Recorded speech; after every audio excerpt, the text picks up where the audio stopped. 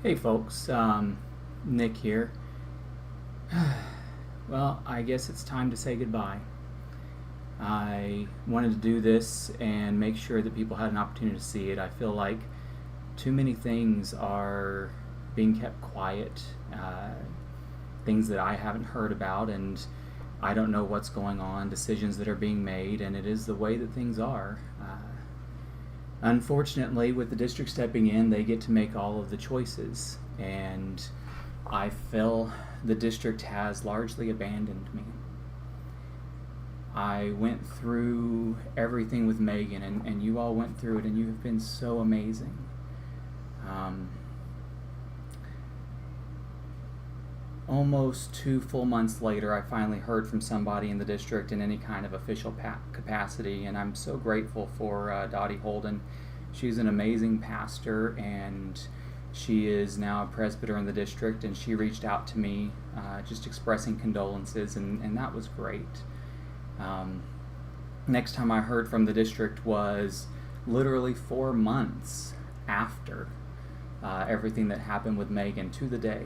And Frank Potter expressed his condolences. I thought for a moment that that was the whole purpose of the call, but instead it was January 7th, 4 months completely to the day, and he told me that the district was going to be taking over the church, that pastor was going to be stepping down, that they were trying to figure out everything that was going to happen, and said, I really hope you can stay on and help with this transition.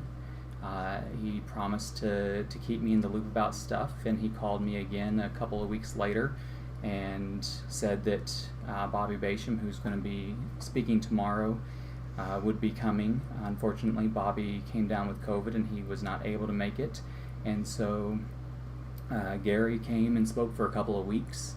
After that, I didn't really hear from anybody. Gary came to the church, didn't know who I was. So I introduced myself to him, and he talked to me for a little bit and then got up and referred to me as the youth pastor multiple times. To me, it made it really clear that's who the district saw me as, is just the youth pastor. Through the events that led up to all of this, the renewal period for my license was in place, but I was so preoccupied with everything that Megan was going through that I did not fill out some paperwork. I was faithful with my tithe because I set that up automatically, but I did not fill out the relevant paperwork to renew my license. And I got a note a couple of weeks ago saying that I needed to do that.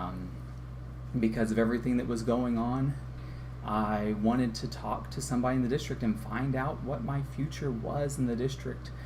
To be quite frank, we didn't have a lot of money to be throwing at this license. It wasn't a huge amount, just a few $100s, but it was still a lot of money with everything else going on. And so I wanted to make sure that if I invested this money, that it was going to be something that mattered. And Gary was in and out. He was talking with other people, and I never got a chance to talk with him. I'd hoped tomorrow to talk to Bobby.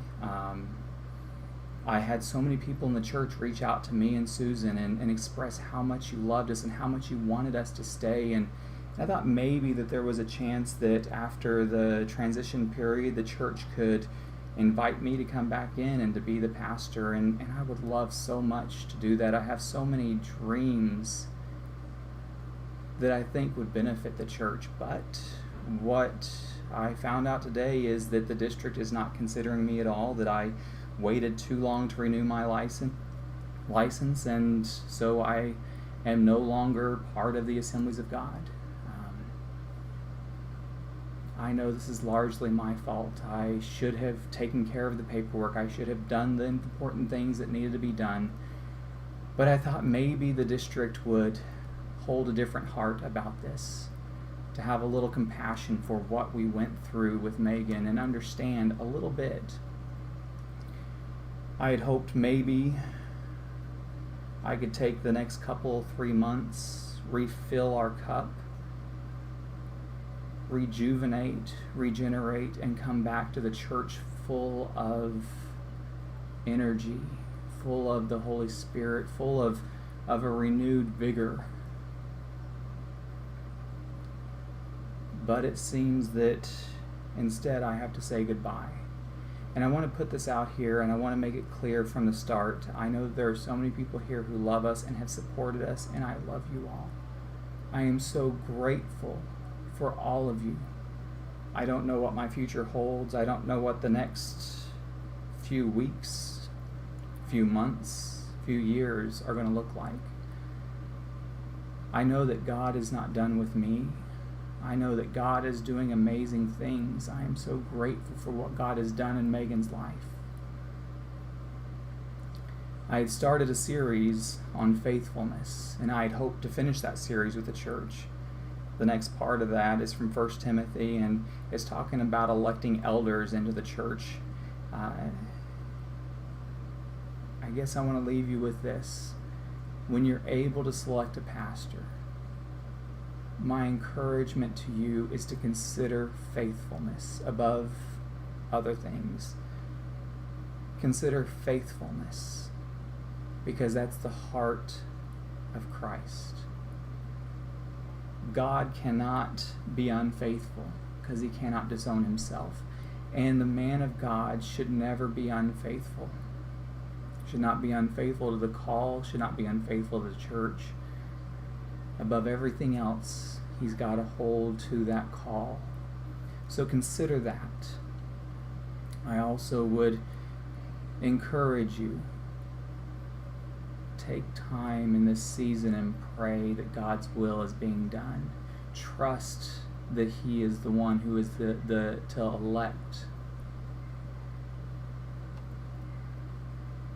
I believe this church has a great future ahead, but I do worry. I worry that the business of the church kills the body of the church. Choices that are just business sound so good. Oh, we couch it in words like, oh, we have to be the most important business. But the church is a body and bride. The church is not a business. If I treated my spouse as a business, I don't think that she would love me very much. I have to treat her as precious. I have to treat her as my bride. I have to treat her as the one I love. And that means that I don't turn my back on her. I don't cut her off. I don't say, oh, it's just business, honey. When it comes to my body, if I treat it as business instead of my body, then I'm unfaithful to it. We must hold to the truth that we are a body, not a business.